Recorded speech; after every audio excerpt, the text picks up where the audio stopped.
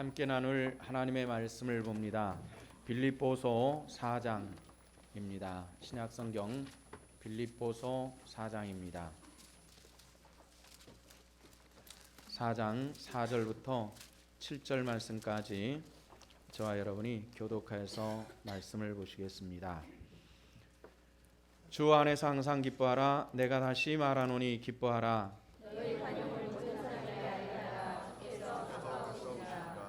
아무것도 염려하지 말고 다만 모든 일에 기도와 간구로 너희 구할 것을 감사함으로 하나님께 아뢰라.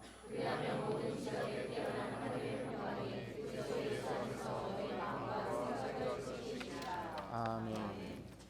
빌립보서 4장 4절부터 7절 말씀까지 우리가 말씀을 함께 보셨습니다. 오늘 말씀의 제목이 뭐죠? 우리 함께 한번 읽어보십시다. 기쁨으로 신앙을 지키십시오. 기쁨으로 우리가 신앙생활을 할 때에 또 세상을 살며 믿음의 사람으로서 날마다 주님께서 허락하시는 성령의 기쁨과 말씀의 은혜가 우리 성도들을 이끌고 가는 그 능력 넘치는 삶이 되시기를 축원합니다. 이름이 비슷하지만은 아주 다른 기능을 하는 것이 있습니다. 하나는 온도계라고 하는 것입니다. 온도계는 주변의 그 온도를 측정을 합니다. 온도가 얼마나 됐는지, 얼마나 높은지 낮은지 이런 것을 측정하는 기능을 가진 것이 온도계입니다. 온도계는 측정을 할 뿐이지만은 아무런 그 주변의 환경에 도움을 줄 수가 없는 것이 온도계입니다. 반대로 온도 조절계라고 하는 것이 또 하나 있습니다. 온도 조절계는 온도가 얼만큼 되었나 주변의 온도를 측정을 해가지고 주변에 영향력을 줍니다. 너무 추우면은 온도를 높여가지고 따뜻하게 해주고, 너무 높으면은 조금 내려가지고 쾌적한 환경을 만들어주는 것이 온도 조절계입니다. 우리가 세상을 살아가면서 또 신앙생활하면서 이 두 가지 기능을 가지게 될 것입니다. 때로는 온도계의 역할을 해서 사람을 판단하고 또 어떤 일을 비판하고 예리하게 정리하고 자르고 하는 이런 역할을 할 때가 온도계의 역할을 하는 것입니다. 또 그런가 하면은 사람을 분별하고 판단이 됐으면은 그 사람에게 영향력을 끼치는 사람이 있을 것입니다. 바로 그 사람이 온도 조절계의 역할을 하는 것입니다. 온도 조절계의 역할을 하는 사람은 판단하고 하는 것으로 비판으로 끝나는 것이 아니라 판단함을 통해서 그 사람에게 영향력을 주어서 온전한 사람으로 만들어가는 것입니다. 우리가 신앙생활하면서도 이 온도계의 역할을 하는 분들도 있고 온도 조절계의 역할을 하는 분들도 있습니다. 물론 온도 조절계의 역할을 한다 해서 온도계의 역할을 버리는 것은 아닐 것입니다. 분별하고 판단하고 비판하는 것으로 아니라 그 사람에게 영향력을 주어서 온전치 못한 사람을 좀 더 온전케 하고, 또 예수를 믿지 않아서 사망으로 가는 사람을 예수 그리스도를 믿는 믿음으로 인도하는 이런 온도 조절계의 역할입니다. 어떤 것이 더 좋을까요? 온도 조절계가 더 역할이 좋겠습니까? 아니면 온도계의 역할이 좋겠습니까? 당연히 온도 조절계의 역할을 하는 것이 좋을 듯 싶습니다.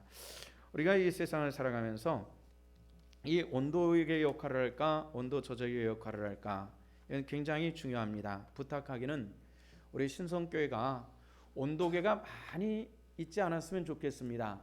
온도계 역할을 하는 분들은 한두 사람 정도면은 아마 족할 것 같고요. 대부분이 온도 조절계 역할을 할 수 있었으면 싶습니다. 온도계가 많은 교회는 좋은 교회라고 볼 수가 없죠. 늘 남을 비판하고 판단하는 그런 교회가 절대로 좋은 교회가 될 수가 없습니다. 온도 조절계, 사람들에게 영향력을 미치고 그들로 하여금 좋은 신앙인으로 이끌어갈 수 있는 이런 온도 조절계가 많은 그런 교회는 정말 좋은 교회가 될 수 있으리라고 생각합니다. 저도 인간적으로 판단해 보면은 김 목사는 온도계냐 온도 조절계냐 이런 질문을 한다면은 온도 조절계 역할을 하는 쪽보다는 온도계 역할을 하는 부분이 훨씬 더 많은 것 같습니다. 제 성향이 그렇습니다. 우리 성도들도 그런 분들이 또 여러분 계시는 것 같고요. 정말 대책에 안 쓸 정도로 온도계 역할만 하는 분들도 사실 있는 것이 사실입니다. 또 목사인 저도 이런 분들의 영향력을 안 받을 수가 없습니다. 저도 판단하고 있는데 굳이 판단해도 입 밖으로 내지 않는데 일부러 찾아온다든지 전화를 해가지고 이거 이래요 저래요 판단하고 비판하면은 감당할 길이 없습니다.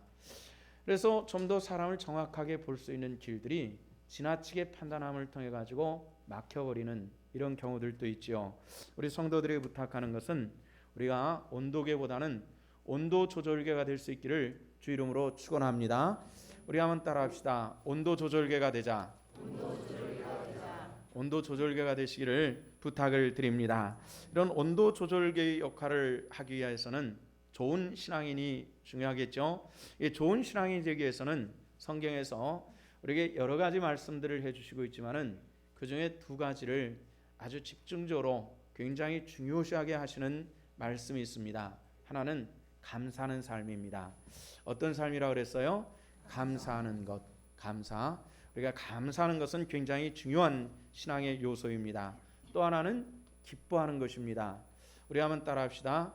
감사하고 기뻐하자. 이 두 가지가 우리가 좋은 신앙이 되는데 굉장히 중요한 요소입니다. 오늘 성경에서도 그 말씀이 등장을 합니다. 4절 말씀 보니까 주 안에 항상 기뻐하라. 내가 다시 말하노니 뭐하라? 기뻐하라. 또 6절 말씀에서는 이런 말씀이 등장합니다. 아무것도 염려하지 말고 다만 모든 일에 기도와 간구로 너희 구할 것을 어떻게 해요? 감사함으로 하나님께 아뢰라. 기도도 참 짜증스럽게 기도하시는 분들이 있는 것이 사실입니다. 근데 성경은 뭐라 말했냐면은 감사함으로 하나님께 아뢰라 이렇게 말씀을 했습니다. 우리가 기도할 때도 기도도 이게 버릇인 것 같습니다. 참 이 불평스럽게 기도하는 분들도 있고요. 정말 감사로 하나님께 간구하는 그런 분들도 있고요. 기왕 기도할 때에 오늘 성경의 말씀처럼 감사로 하나님께 아뢰 수 있기를 바랍니다. 오늘 이 두 가지 주제 중에서 오늘 한 가지를 가지고 여러분들과 말씀을 나누는데 뭐겠어요? 항상 기뻐하라. 기쁨으로 우리가 신앙을 지켜야 되기 때문에 그렇습니다. 우리가 다 기뻐하기를 원합니다. 뭐 짜증스럽게 살 이유가 없잖아요. 근데 정말 짜증스럽게 사는 이들이 많고요. 어렸을 때는 제가 별로 들어보지 못한 말들을 참 많이 듣는 게 하나 있습니다. 사람들의 정신적 마음 질고들 가운데서 뭐가 많지요? 우울증이 참 많습니다. 우울증이 참 많아서 누가 자살을 했다 그러면은 우울증이라 그래요. 연예인들이 참 많이 자살을 했죠. 그 자살의 원인들을 우울증이라 이렇게 얘기를 했습니다. 항상 사람들로부터 환호받고 밝은 곳에서 화려하게 사는 사람들이 마음도 밝은 것이고 영혼도 밝을 줄 알았는데 그들은 의외로 영혼과 마음이 밝지 않고 어둑침침해가지고 그만 우울증으로 자살을 했다. 아주 유명한 인사들이 자살을 많이 했습니다. 성도들 가운데서도 때로는 우울증 때문에 약을 먹는다 이런 얘기를 들을 때가 있습니다. 참 그럴 때는 목회자의 마음이 먹먹해집니다. 왜 저렇게 우울해야 될까? 신앙생활하면서 왜 이렇게 마음이 어두워야 될까? 이런 생각을 하면서 목회자인 제 책임도 많이 있을 것 같다라는 이런 생각을 하니까 우울증 때문에 약을 먹고 우울증 때문에 고생하고 이런 얘기를 들으면은 참 마음이 안 좋습니다. 그렇다고 해서 우리가 마음대로 되는 것은 이게 아니잖아요. 그렇기 때문에 우리가 이거 어떻게 해야 될까 이런 생각을 해볼 수밖에 없는데요. 성경에서는 항상 기뻐하라 내가 다시 말하노니 기뻐하라 이렇게 말씀하시면서 그럼 어떻게 하라는 말인가? 요 뒤에 답 하나를 우리에게 제시하는 것이 있습니다. 5절 말씀을 우리 함께 읽어보도록 하십시다. 다 같이 5절입니다. 너희 관용을 모든 사람에게 알게 하라. 주께서 가까우시니라. 아멘. 너희 관용을 이 관용을 너희 가까운 사람들에게 주변 사람들에게 알게 하라. 너희 마음을 너만 아는 것이 아니라 너희 주변 사람들에게 알게 하라. 관용을 알게 하라. 이렇게 말씀을 했습니다. 우리 그리스도인들이 우리끼리만 사는 것이 아니라 이 문만 열고 나가면은 세상 사람들과 어깨를 부비면서 함께 살고 있습니다.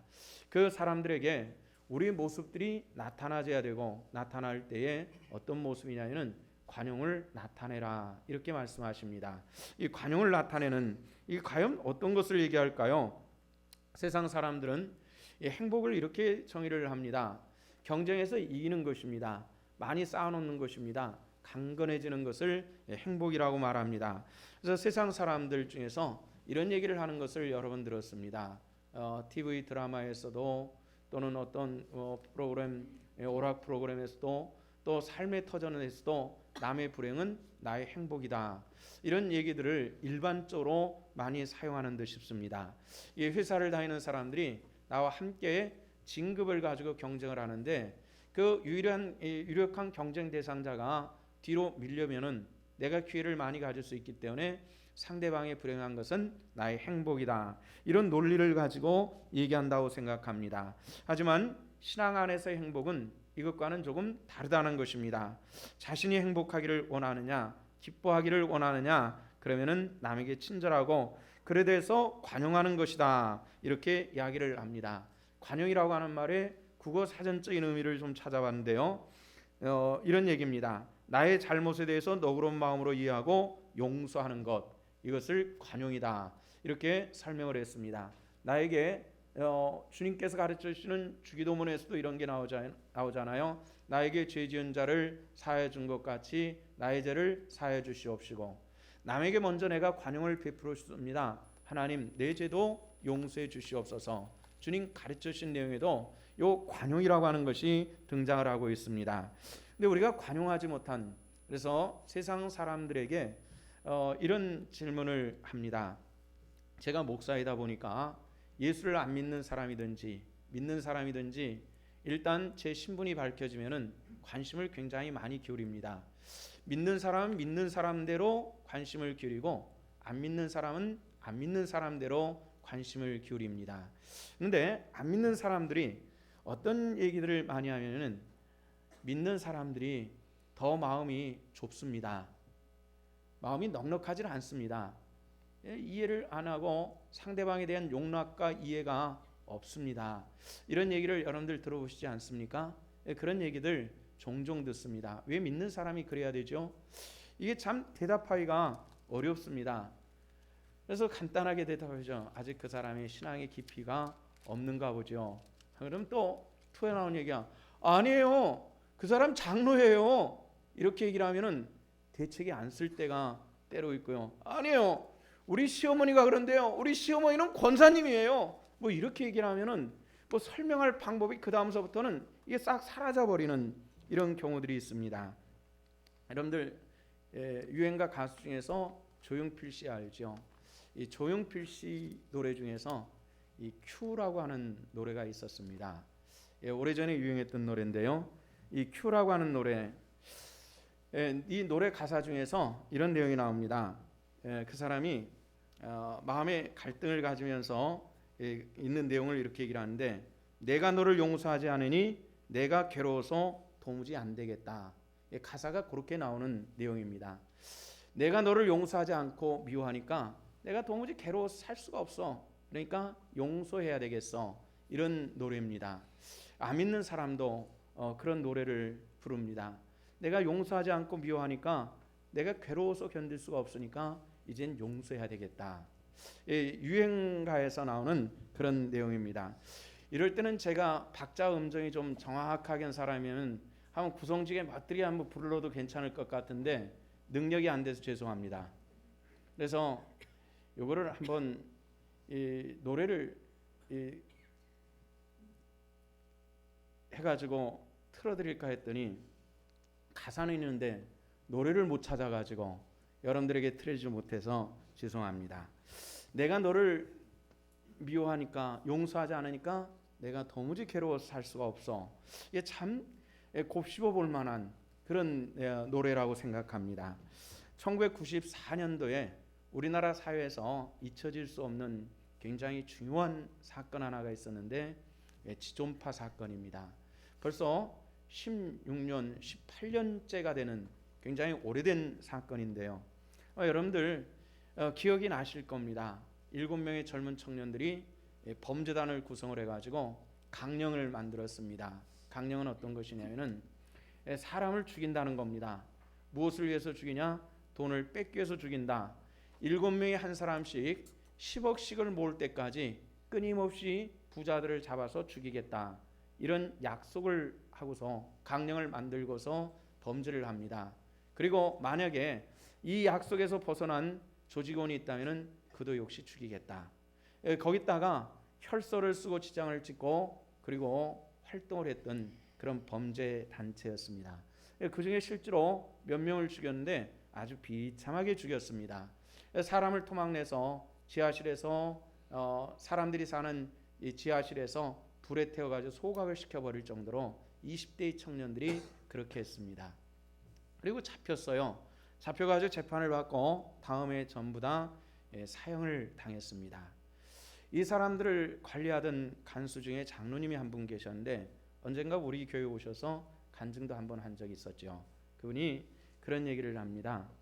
정말 처음에 붙잡혀가지고 교도소에 들어와 수감 생활할 때 눈에서 불이 나는 것 같고 용서나 용납이나 이해나 이런 것이 없을 것처럼 아주 이 마음이나 표정이나 굉장히 험한 모습을 가지고 들어왔는데 시간이 지나면서 전도에 의해서 교도소 안에 신우의 전도를 위해서 통해 가지고 한 사람씩 예수를 믿어가면서 그들의 눈빛이 변해가고 표정이 변해가고 마음이 변해가는데 이 변해가는 그들을 붙들고 기도하고 말씀을 전하고 그러면서 이제 하나씩 질문합니다.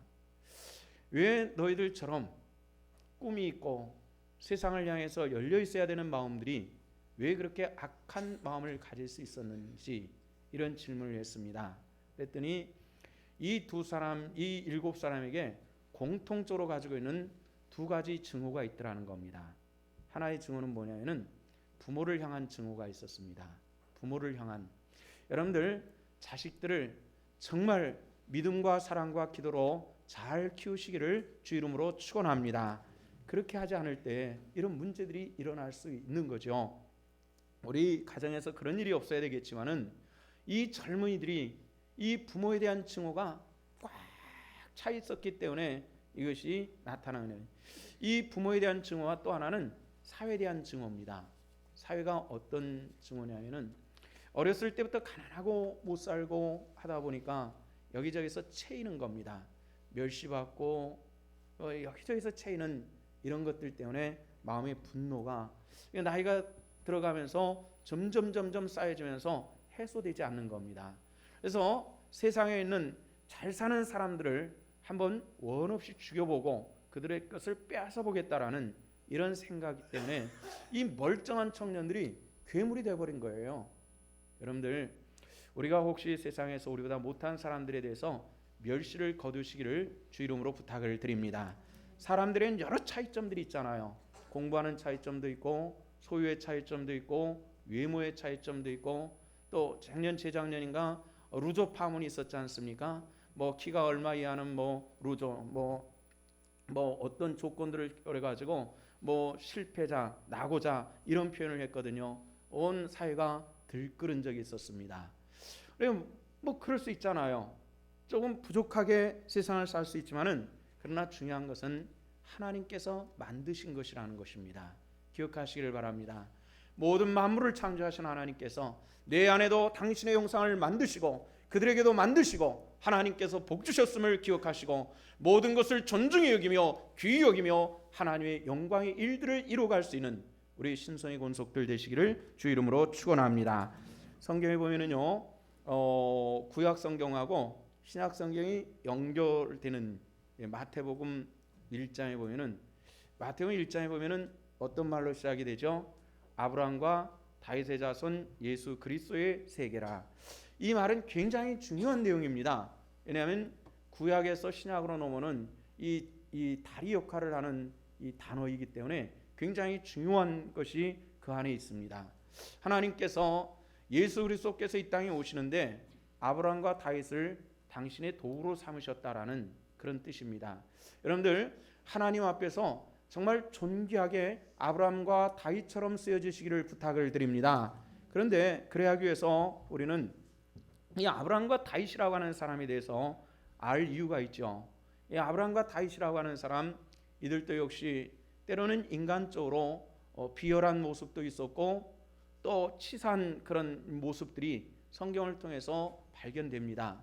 근데 하나님께서 아브라함과 다윗을 예수 그리스도의 조상으로, 육신의 조상으로 삼으시고 예수님께서 오시는 통로로 삼으시는데 왜 그랬느냐?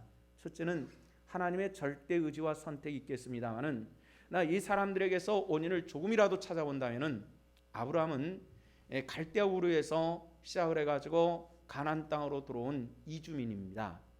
근데 갈대아 우르에서 떠날 때에 아브라함을 따라온 소년 하나가 있었죠. 조카 롯이라고 하는 사람입니다. 동생에게서 하란 동생 하란에게서 태어난 아들인데요. 동생이 일찍 죽었습니다. 그러니까 백부가 되죠. 큰아버지가 고향 땅을 떠나면서 이 고아가 돼버린 조카를 데리고 떠나옵니다. 그리고 돌봐줍니다. 가나안 땅에서 하나님의 축복 가져서 부자가 되는데 롯도 함께 부자가 돼요.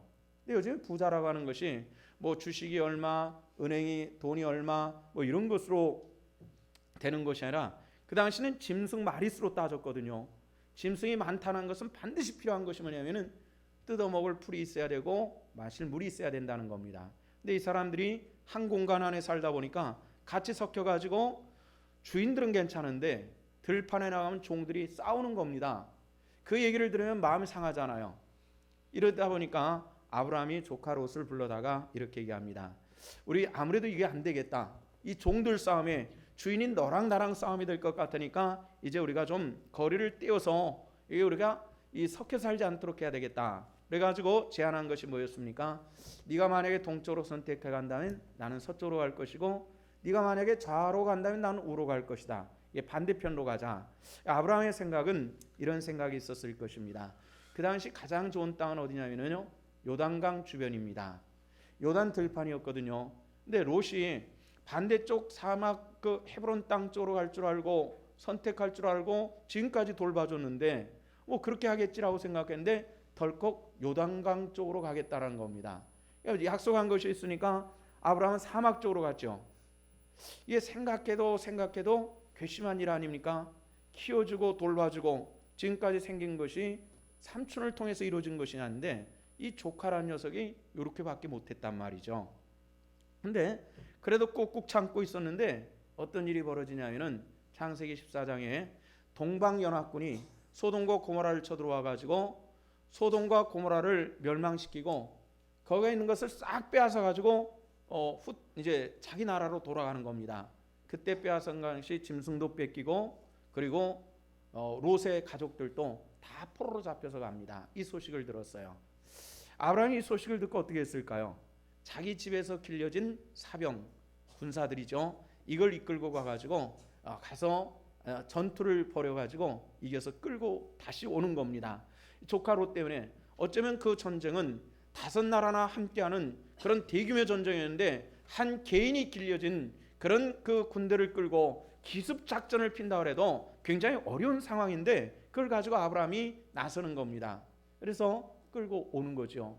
조카 롯을 어떻게 대했다라는 것을 알 수 있는 그런 부분인데요. 나중에 창세기 18장에 보면은 이런 얘기가 나옵니다. 아브라함이 문가에 앉았는데 하나님의 사자들이 지나가는 것을 보고 그를 대접하고 그럴 때 사자들이 그 자기들의 계획을 얘기합니다. 소돔과 고모라를 멸하러 가노라. 왜요? 참 범죄의 땅이다. 그냥 둘 수가 없다. 이런 얘기입니다. 여러분들 하나님께서는 범죄하는 것을 언제까지 두고 보시지 않는 하나님이신 것을 믿으시기를 바랍니다. 근데 내가 멸하러 가겠다.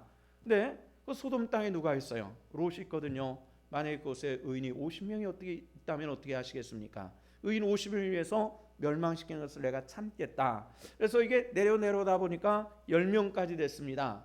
만약에 10명이 있다면요, 10명을 위해서도 내가 멸하는 것을 유보하겠다 이렇게 말씀을 하셨는데 아브라함은 더 이상 숫자를 낮추진 않았습니다. 그 이유는 이 의인이 가는 곳은 사람들에게 영향력을 주는 것이기 때문에 소돔 땅에서도 롯과 같은 사람들이 몇인가는 있을 것이다라는 이런 자부심이 있었던 것 같은데 결국은 롯은 자기 자체도 의인의 삶을 다 잊어버리고 말았습니다. 의인이 악한 곳에 가면은 악을 바로 세우기는 굉장히 어렵습니다. 하얀 옷을 입고 연탄방에 들어가면은 어떤 연탄을 만지하는 어떤 방법을 통해서도 흰옷은 더럽혀지는 것처럼 우리 거룩한 사람들이 정결할 수가 없다는 것입니다. 악은 성경에 뭐라 그랬어요? 모양이라도 버리라 그랬습니다. 믿습니까? 우리 한번 따라합시다. 악은 모양이라도 버리라. 이 말의 뜻은 뭐예요? 흉내도 내지 말자, 이런 뜻입니다. 악은 흉내도 내지 말자, 이런 뜻이죠. 하나님께서 소돔 땅에 들어갔던 하나님의 백성 롯이 범죄자가 된 모습을 봤다는 겁니다. 그래서 그 결과는 무엇이었죠? 참 비참하게, 입에 올리기 어려울 정도로 비참하게 롯의 삶이 끝나버리는 이런 것을 봅니다. 다윗을 이런 가운데서도 아브라함이 그 의롭다는 것은 무엇이냐면은 그런 참 괘씸하고 밉고 마음에 그 어떤 옹호리가 있는 이런 사람일지라도 끝까지 품어줄 수 있는 이 아브라함에게는 뭐가 있으면 관용이 있었다는 것입니다. 성도 여러분들, 우리가 우리의 심령 속에 관용을 가지시기를 주 이름으로 축원합니다. 또 한 사람 다윗이 있죠. 다윗은 이제 드디어 왕이 됐습니다. 왕이 돼가지고 왕궁에서 나라를 했는데 어느 날 갑자기 압살롬, 아들 압살롬, 가장 똑똑한 자녀죠. 그 아들이 반란을 일으켰습니다. 황급하게 가족들, 가술들을 이끌고 성문을 나와가지고 감남산을 넘어가지고 요단 쪽으로 막 황급하게 도망가는데, 그때 길가에 나오는 한 사람이 다윗을 향해서 돌을 던지는 겁니다. 이 비먹은 개 같은 인간아, 이거 하면서 막 돌을 던져 티끌을 날리고 막 모욕을 주는데, 옆에 있는 사람들이 저 못된 놈 막 하고 그런 걸 하여튼 도망갔어요. 그러다가 압살롬의 반론이 진압이 됩니다. 그래 다시 왕궁으로 돌아오는데 바로 그 사람 시므이라고 하는 사람이 무릎을 꿇고 왕이여 나를 용서해 주시옵소서 이렇게 빌고 있습니다. 여러분들 같으면 어떻게 했습니까? 그냥 우리가 이 법체제 속에 살기 때문에 뭐 그거 가지고 죽고 살고 하지 못하지만 이 왕 절대 체제 속에서 왕이 좀 어렵다 해서 뒤통수에다 대고 돌을 던지고 욕을 한 사람인데 어떻게 하겠습니까? 이게 당연히 가만 놔둘 수 없죠. 그래서 주변의 신하들이 전 죽여야 됩니다 이렇게 얘기를 하는데, 아브라함은 돌아, 생명을 처리하는 것은 하나님께 있다라는 것은, 이 말은 그 용납과 관용 속에 무엇이냐면은 하나님에 의지하는 아브라함의 마음이 있었다는 것입니다. 사람과 관계 속에서 하나님을 의지하고 하나님께 맡기는 아브라함과 다윗의 모습을 볼 수 있는 그런 대목입니다. 그래서 아브라함과 다윗의 자손 예수 그리스도의 세계라는 이 말 한마디가 괜히 되어진 것이 아니라는 것입니다. 하나님의 그 심령, 하나님을 모신 그 관용, 그 마음을 붙잡고 있을 때 그게 가능했다는 것입니다. 지난 수요일 저녁에 이런 글을 읽어드린 적이 있습니다. 제 핸드폰에 들어온 글이었는데요. 5줄의 글입니다. 다시 한번 못 들으신 분들이 많이 계셔서 또 한번 읽어드릴게요. 한눈에 남의 결정을 보는 사람은 예리한 사람입니다. 보고 비판하는 사람은 똑똑한 사람입니다. 그냥 덮어주는 사람은 포근한 사람입니다. 그 결정을 보완해주는 사람은 지혜로운 사람입니다. 돕고도 말이 없으면 거룩한 사람입니다. 참 요즘에 읽고 또 읽어가지고 이제 다 외워버리고 말았는데 요즘 매일 읽습니다. 읽다 보니까 이 말이 참 좋아졌고요. 나중에는 그럼 나는 어떤 사람일까? 이 5줄이죠. 이 5줄 중에서 나는 어디에 해당하는 사람일까 하고 대입해 봤더니 뒤에 3번째, 4번째, 5번째 해당했으면 참 좋았을 것 같아요. 그냥 덮어주는 사람은 포근한 사람이고, 결정을 보여주는 지혜로운 사람이고, 돕고도 말이 없으면 거룩한 사람이고, 여기에 해당됐으면 좋겠는데 여기에 해당이 안 되더라고요. 여러분들은 어디에 해당됩니까? 앞에 2개 해당이 돼요. 한눈에 남의 결정을 보는 아주 예리한 사람, 그리고 비판하는 똑똑한 사람에 해당이 되더라고요. 이건 제 얘기가 아니라 저랑 글을 많이 나누는 목사님들이 몇 분 계시는데 그 중에 한 분이 몇 달 전에 저에 대한 장문의 편지 하나를 보내왔어요. 그 중에 이런 얘기가 쓰여 있었습니다. 김 목사님은 사람을 예리하게 판단하는 그런 장점이 있습니다. 그렇게 했어요. 그 얘기를 들으니까 기분이 좋아졌어요. 그 장점이네. 사람을 예리하게 판단하는 분별하는 장점이 있다는데 그때는 참 좋았습니다. 이 말은 저보고 똑똑한 목사님 뭐 이런 것처럼 들렸어요. 그러다가 몇 달 후에 며칠 전에 요 글을 보고서 그거 아니네. 이게 무슨 뜻이에요 이거. 그래가지고 제가 마음이 심란해지고 심각해진 적이 있었습니다. 요즘에는 앞에 2개를 버리고 뒤에 3개 쪽으로 얻으려고 노력하는데 지금까지 살아오면서 그게 안 됐으니까 훈련하니까 무지하게 어렵네요. 그러니까 막 말이 팍 튀어나오려다가 아이고 이놈의 입술 이러다 보니까 이게 참 힘들어요. 우리가 성도 여러분들 부탁을 드립니다. 정말 우리가 관용의 마음을 주님 은혜 안에서 믿음 안에서 관용을 가지실 수 있기를 주 이름으로 축원합니다. 근데 그것도 잘 알겠는데 쉽지 않잖아요. 저도 쉽지 않습니다. 여러분들 앞에서 설교하고 영적으로 이끌어가는 사람이지만은 저도 자라는 환경이 있고 또 지금까지 습관이 있고 버릇이 있고 이러다 보니까 장점보다는 단점들이 참 많고 또 우리 성도들 중에서는 또 예리하게 저를 비판해 주는 분들도 몇 분 있고 그렇습니다.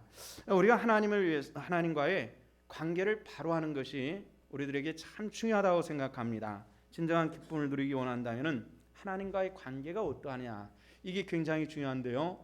성경에는 첫사람 아담과 하와가 하나님과의 관계가 잘 될 때였습니다. 뭐 벌거벗어도 관계없고 햇볕에 나가도 관계없고 뭐 그늘 위에 누워도 관계없고 그냥 기뻤어요. 범죄하고 나서 하나님과의 관계가 끊어집니다. 성경에는 이 관계를 뭐라 하냐면 원수 되었다라고 이렇게 얘기하죠. 하나님과 원수가 돼버리고 말았습니다. 그리고 나니까 그들 안에 기쁨이 사라집니다. 지금까지 몰랐던 것이 발견됩니다. 그래서 그늘 속으로 자꾸만 숨어 들어가면서 불안에 떨고 있습니다. 지금까지는 평안하니 다 사라져버리고 말았어요. 불안한 그런 모습들로 변해가는 그런 창세기의 모습들을 봅니다. 하나님과의 관계가 어떻게 됐을 때요? 하나님과의 관계가 끊어지면 그렇다는 것입니다. 여러분들 하나님과의 관계를 바로 만들어 가시기를 주 이름으로 축원합니다. 그러하기 위해서는 뭐가 돼요? 가장 중요한 것은 예수 그리스도를 주로 영접하는 것이겠죠. 주로 영접하는, 그다음에 예수 그리스도의 은혜 안에서 말씀을 붙들고 살아가는 이것이 굉장히 중요합니다. 이 하나님과의 관계를 회복하면은 우리 안에 진정한 하나님의 기쁨이 함께 하실 줄로 믿습니다. 우리가 어설프게 주를 믿는다고 이 껍데기 신앙생활을 하니까 하나님께서 주는 이 기쁨이 없는 것이죠. 하나님께서 내 삶을 주관하시고 나와 동행하신다면 어떨까요? 젊은이들이 아무리 세상이 어려워도 사랑하는 사람과 함께 한다면 조그마한 단칸 새빵도 두려울 게 없지 않겠습니까? 그렇지 않다면 그게 굉장히 어려울 것입니다. 우리가 하나님과의 관계를 회복하는 중요한 단계가 있죠. 하나님을 신뢰할 수 있기를 원합니다. 어떤 분이 기도에 대한 그 정의를 이렇게 주었습니다. 기도는 연약한 인간이 하나님을 의지하는 행위가 기도다 이렇게 얘기를 합니다. 하나님을 의지하는 것입니다. 우리가 하나님과 일대일의 동등한 관계가 아니라 하나님의 자녀로서 그 아버지 하나님께 내 삶을 의뢰하는 이것이 하나님 앞에 나가는 것인데, 믿음이 내가 어떤 경우라도 내가 기도를 잊어버렸다면 이것은 하나님과의 관계는 멀어질 수밖에 없다는 것입니다. 하나님과의 관계를 바로 하시기를 주 이름으로 축원합니다. 그래서 우리가 하나님께 의뢰하고 의탁하는 것입니다. 인류 역사 속에서 인간의 실수로 인한 가장 이 재난들을 쭉 모아놨는데요, 인간이 일부러 벌인 재앙이 아니라 실수로 인한 재앙 중에서 가장 큰 재앙은 뭐냐? 1914년도에 있었던 타이타닉호 사건을 인간이 실수한 가장 큰 재난이라 이렇게 얘기를 합니다. 이 타이타닉호가 3년에 걸쳐서 배를 만들어 나갑니다. 이 선주인 하란드 월프 사회 회장인 필이라고 하는 분이 회장이었는데, 이분이 진수식을 할 때에 이런 연설을 했다고 합니다. 우리는 하나님도 침몰시킬 수 없는 배를 건조하는 데 성공했습니다. 그렇게 얘기를 하고 진수를 시켰다고 합니다. 굉장히 큰 배입니다.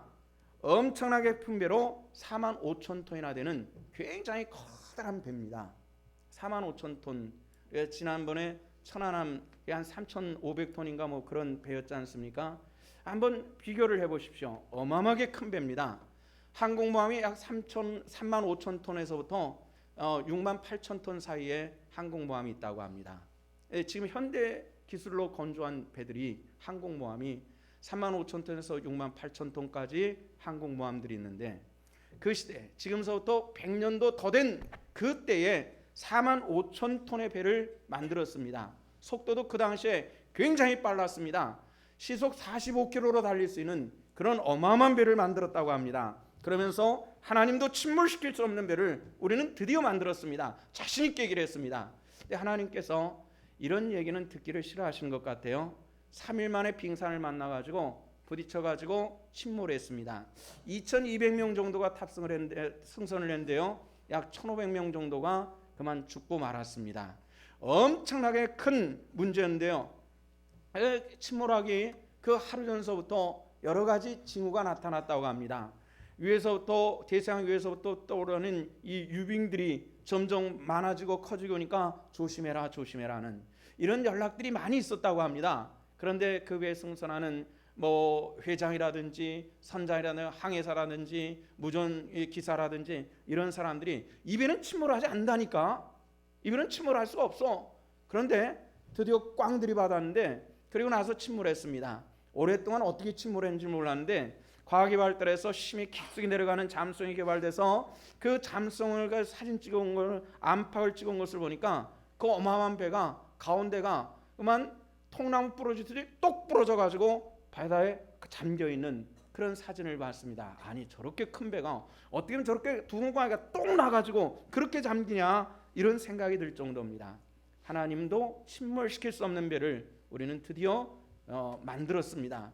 하나님께서 기뻐하지 않습니다. 오늘날 수많은 사람들이 굉장한 과학 시대에 살고 있으니까 이제 사람들의 염기소열까지 전부 해독했다 그러잖아요. 유전자 모든 것들을 다 해독해서 이제 조금 더 있으면은 사람들의 모든 유전자 조작을 해서 태어나면서부터 그 집안에 어떤 병이 많다 그러면 아예 그걸 조작해서 그 병은 아예 걸리지 않도록 만드는 이런 기술들이 사람들에게 이제 발전돼 가고 있고 이게 실행 단계까지 오고 있습니다. 그래서 사람들은 앞으로 100살 산다, 우리 때는 100살 산다 이런 얘기를 하고 있습니다. 그래서 요즘에 보험하시는 분들은 가장 그 큰 무기가 뭡니까? 70세까지 됐고 80세까지가 아니 70세 80세까지 안 되니까 이거 없애고 100살까지 들어야 된다라고 이 굉장히 중요한 무기로 되어 있는 그런 모습들을 보죠. 이런 시대에 우리가 살고 있습니다. 그러나 하나님은 언제나 하나님이신 줄로 믿습니다. 우리는 언제나 피조물입니다. 믿습니까? 하나님과 사람은 다른 것입니다. 사람이 하나님 앞에 나가는 것은 우리 연약함을 고백하고 하나님 앞에 무릎 꿇고 간구하고 기도할 때에 이로부터 공급하시는 하나님의 권능이 하나님의 백성들에게 함께해 주실 줄로 믿습니다.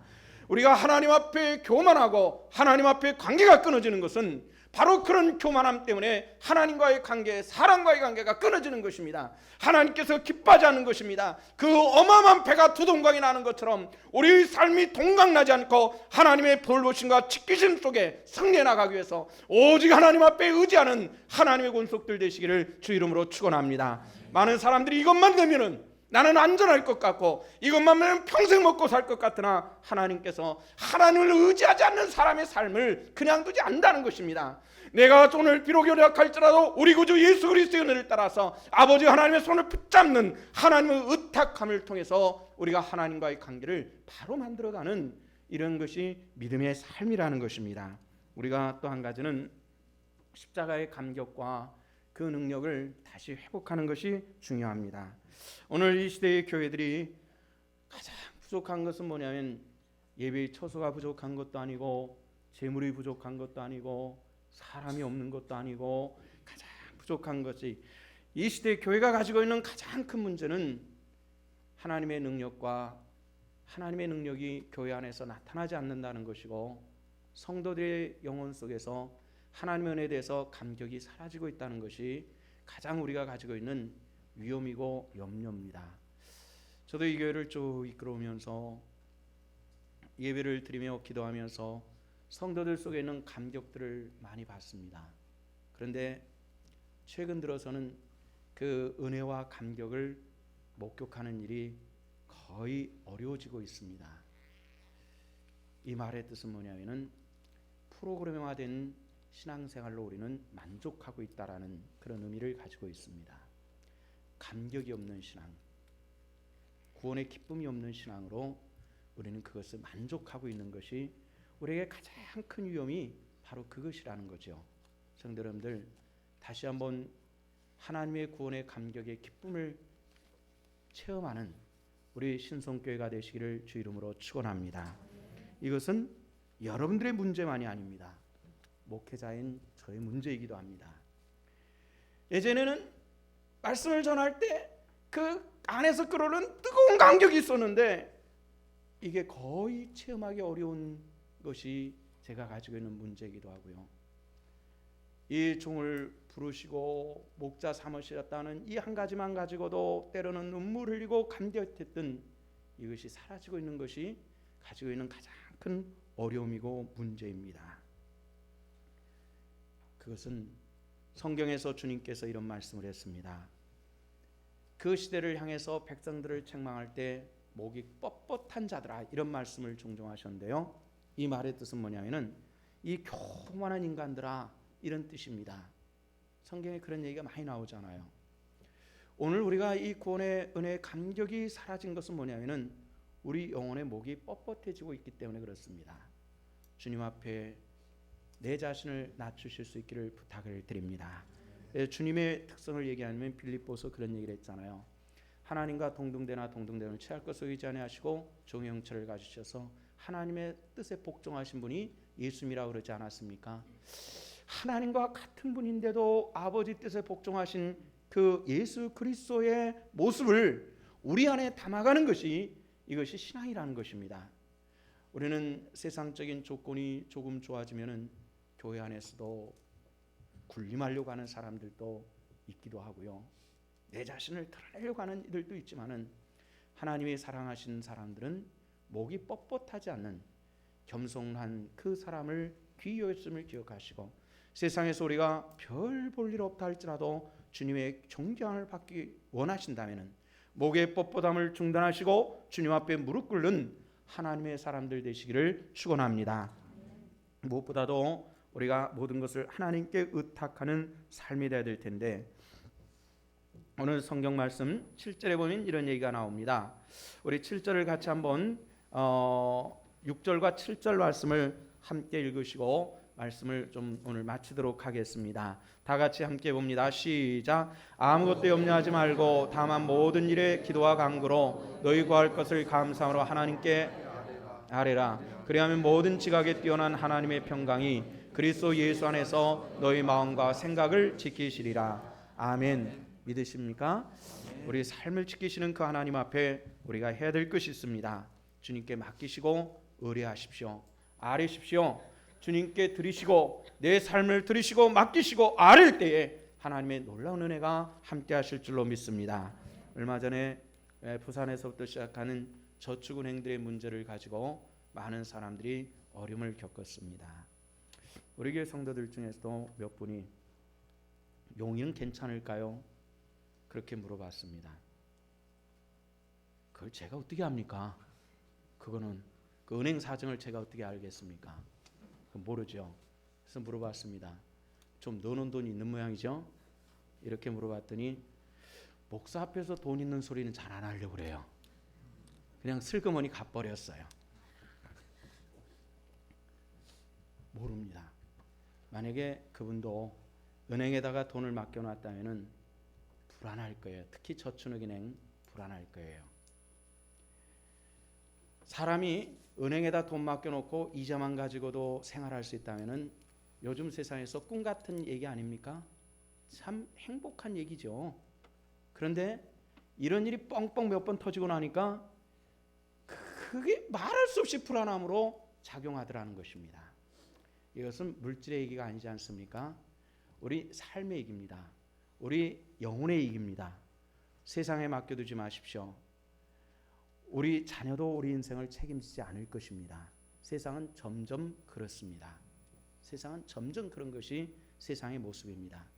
하나님께 나를 아뢰고 의탁하시고 보장받고 내 삶의 기쁨으로 승리하는 하나님의 사람들 되시기를 축원합니다. 마지막으로 부탁하고 싶은 것은 우리가 인생을 살면서 관계의 문제입니다. 관용하십시오. 온도계가 되지 마시고 온도 조절계가 되시기를 부탁을 드립니다. 기도하시겠습니다. 아버지, 은혜를 감사합니다. 빌립보 4장 4절로부터 7절의 말씀을 함께 보았습니다. 진정 우리에게 깨우침을 주시고 행할 수 있는 용기를 주시옵소서. 정말 주의 뜻대로 살게 하시되 주의 영광의 도구로만 살게 하여 주시옵소서. 예수님 이름 받들어 기도하옵나이다. 아멘.